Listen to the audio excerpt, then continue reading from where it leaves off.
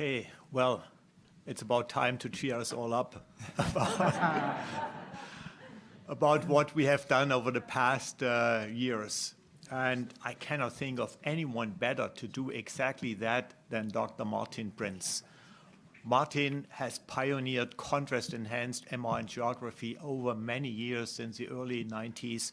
And without this kind of technology, we wouldn't see the kind of numbers, or the numbers would even have dropped further down compared to CTA.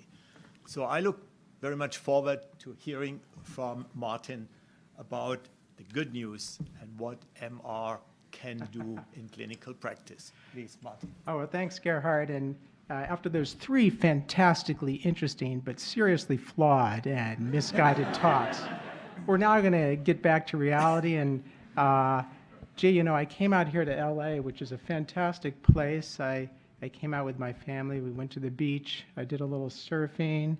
And wow, the waves are amazing here. Manhattan Beach, if you get a chance. Oh, I caught the most incredible wave. I had to catch my breath. Thankfully, there was an MR scanner there. And I looked back. Wow, look at those guys. Oh my gosh, it's Paul Finn and DB Ali. Thank you guys for inviting me to give this talk here in LA and keeping faith that the meeting would happen. It's such a pleasure to be here. And this reminds me of the old days when Jorg Debatin and his team introduced about almost 2 decades ago the AngioSurf system for unlimited rolling fields of view, where they had a surfboard designed to slide the patient through the scanner, capturing vascular anatomy from head to toes with just a single injection. This has gone on to spawn, I just checked the Index Medicus, 156 papers, many of them showing how when vascular disease is suspected in one area, as many as 20 or 30% of patients have hidden disease, unsuspected in other parts of the body. This is an area where we just don't do CTA. MRA is clearly the king. And I'm going to go on and explain a few more things. But first I want to mention that I'm from New York City, where we have the #1 blockbuster hit, Hamilton. If anyone's seen it, you know that Alexander Hamilton spends the entire show obsessing about how I'm not throwing away my shot. I'm not throwing away my shot. And CTA is basically a one-shot technique. And wow, did it get thrown away on this case, courtesy of Bob Edelman. You can't even see, they missed the timing, they missed the bolus timing, the calcium's obscuring the vessels. Whereas MRA, wow, just with the KISS non-contrast technique, you repeat that as many times as you want. It actually shows the vessels without being obscured by calcium. If you want something CTA-like, fine, you can do an MRA. In fact, you can do it time resolved and get flow and physiological information. The whole peripheral MRA if you want. GAD MRA like CTA, but post-GAD, you can do flow measurements, characterize the plaque, and there are a lot of post-processing options to eliminate cardiac and respiratory motion, or you can pick the best arterial phase or discard corrupted case-based data. Now, no talk about whole body or peripheral MRA would be complete without showing the amazing technology developed by Steve Riederher and introduced right here at the MR Angio Club, where he combines the speed of MR using clever case-based mapping to oversample the center of case space so that we can actually watch in real time the contrast flowing down the legs, moving the table as that station fills. Then we move on to the next station. Wow, he's not throwing away his shot. He has perfect bolus timing on every case. Even with normal patients that have fast flow, you can resolve the flow of contrast down the legs while seeing exquisite detail in patients with peripheral vascular disease. Now, I want to now give you the outline of my talk after that brief introduction. Choosing MRA over CTA. Hey, let's face it, if you're already in the MR scanner, having an MRI, you're going to use the MR for your vascular anatomy. That's so easy to add an MRA on. We don't worry about extra exposure to radiation. or extra risk. It's like almost a freebie. We need more than anatomy. Let's face it, CT, it's basically anatomy. If you want flow and perfusion, or you want a blood pool effect, or you want plaque characterization. Yes, I did see those fuzzy grams you showed, Jeff, about attempting to characterize plaque. Avoid radiation exposure. We've got into that, the younger patients, the patients who may require multiple follow-up scans, like, by the way, vasculitis, vascular malformations, aneurysms, and dissections. If you don't like needles, or you don't like contrast agent, or you don't like fast injections, MRA, or did we mention that the venous system is more than half of the vasculature of the body? Way better on MR. And I just wanted to show this as an example case of a patient with bilateral iliac vein thromboses, where we get the MRV almost for free after doing a contrast-enhanced MRA, and it exquisitely shows all the venous detail that you need in order to take effective clinical action.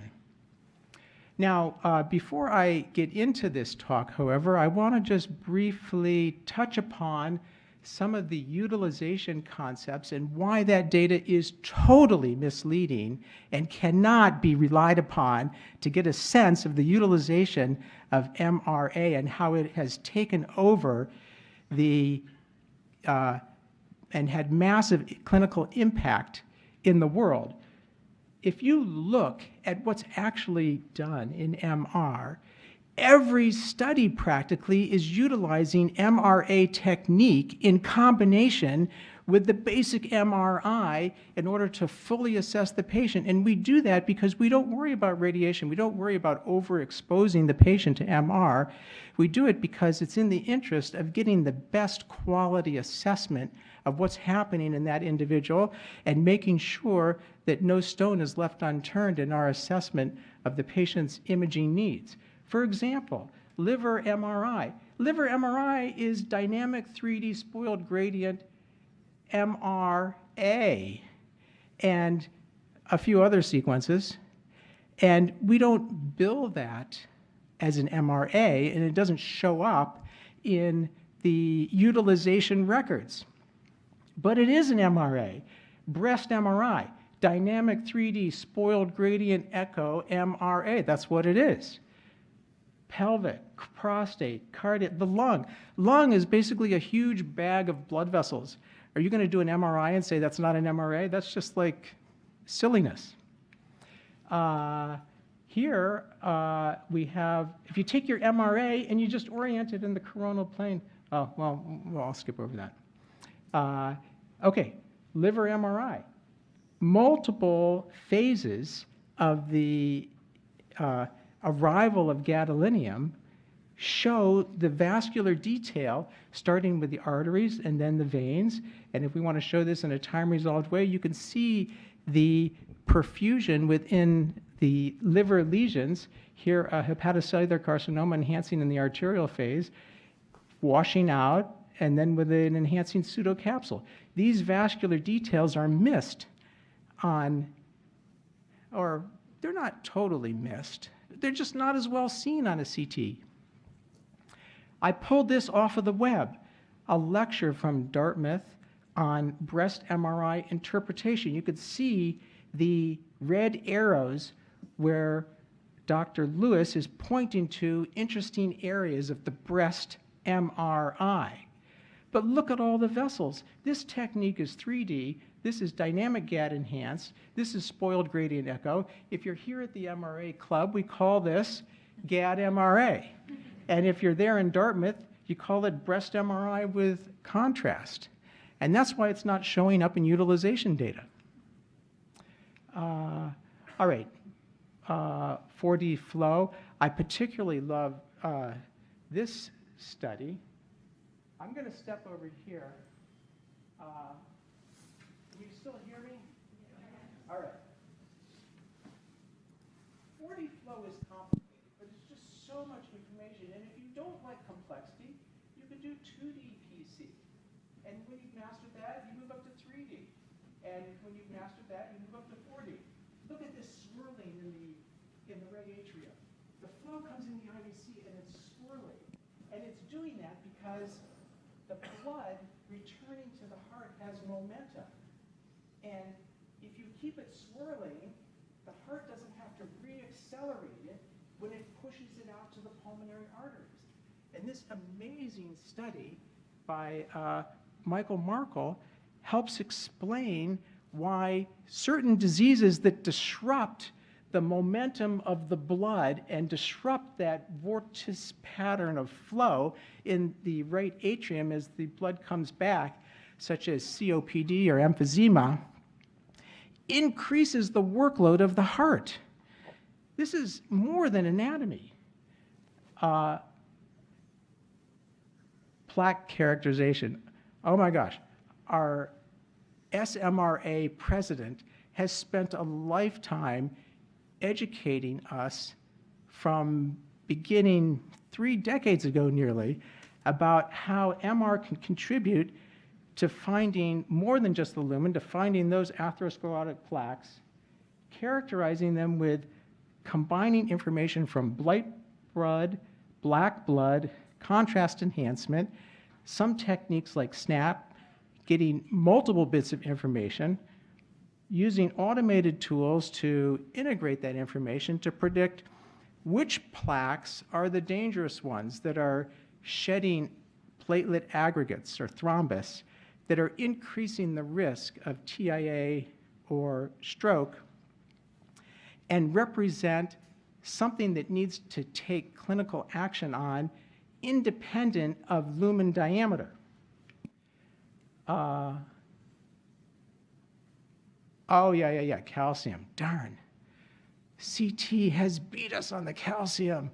Oh, that's the past. Oh my gosh. This paper from Bob Edelman shows the non-contrast MR technique. I got to walk over here again. Can everybody hear me? Okay, we got the non-contrast MRA, where the calcium disappears. We got the CTA, where the arteries disappear because the calcium's hiding it.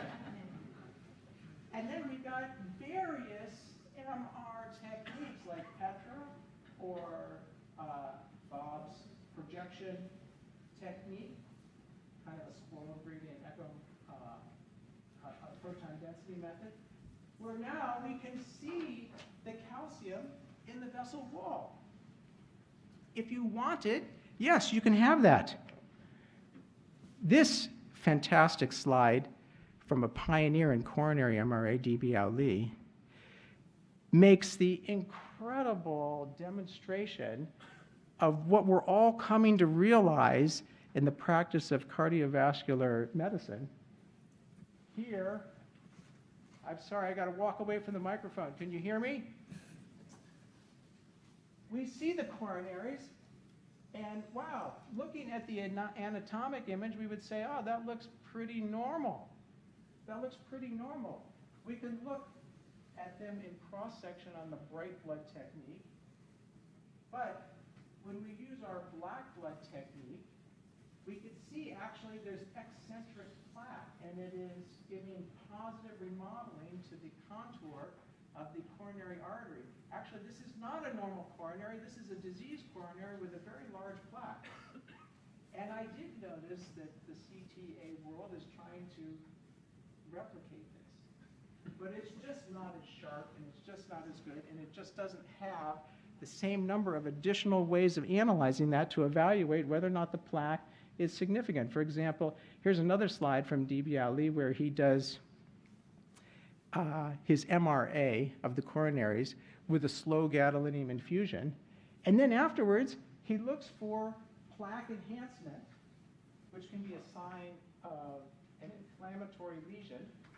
And then he can superimpose that with fusion technique to show where those inflammatory lesions are occurring in the coronary system.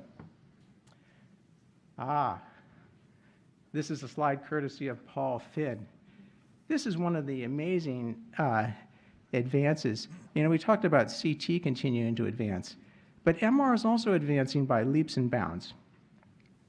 Here, you can combine the use of a blood pool agent, ferumoxytol, which has a very long half-life, 14 hours, a kind of contrast agent that's not available for the CTA.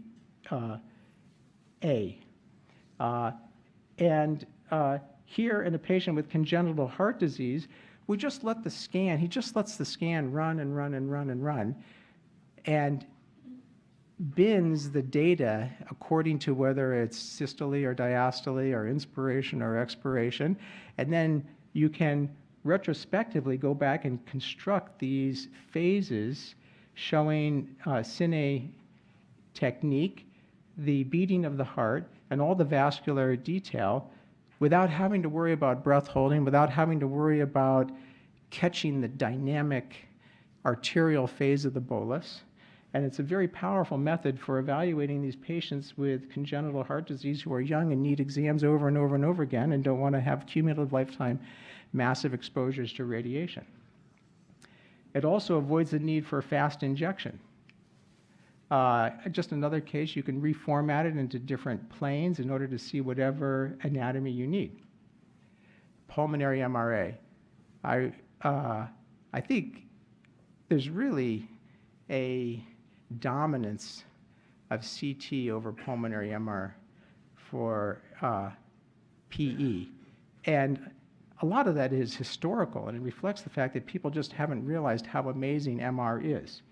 Here in this study from the Wisconsin group, we could see that in addition to direct signs of PE, like seeing the clot sign, the central dot sign, which is what CT relies on, MR offers a lot of indirect signs like perfusion defect and pleural effusion, pleural enhancement. Some of these are even more reproducible than direct visualization of the clot. This is a study from the Pulmonary Functional Imaging Workshop showing the optimal patient has a low to intermediate suspicion for PE because patients who are in extremis or very sick are very hard to put in the MR scanner. So those are the ones where CT is better. Younger women and patients with iodinated contrast allergies are best served using this modality. And in this amazing paper, looking at not just accuracy. Yes, it's nice to be accurate, but what we really want is to predict future outcomes. I kind of added a few extra nuances, so are we getting behind? Yeah. All right. Let me just zip through this. What they did was they looked at major adverse PE events such as bleeding, venous thromboembolism, or death. And what they found was that if you were lucky enough to have an MRA instead of a CTA for your workup of your suspected PE, you had a 5% chance of an adverse event for MR as opposed to a 13% chance for CT. Okay, what about pregnancy? Okay, you can use the ferumoxytol, and this is a case showing ferumoxytol for MRA. And okay, I just want to make my final comment. The venous system. The veins, oh my gosh, that's half of the vascular system. And MR is way better for the veins. Thank you very much.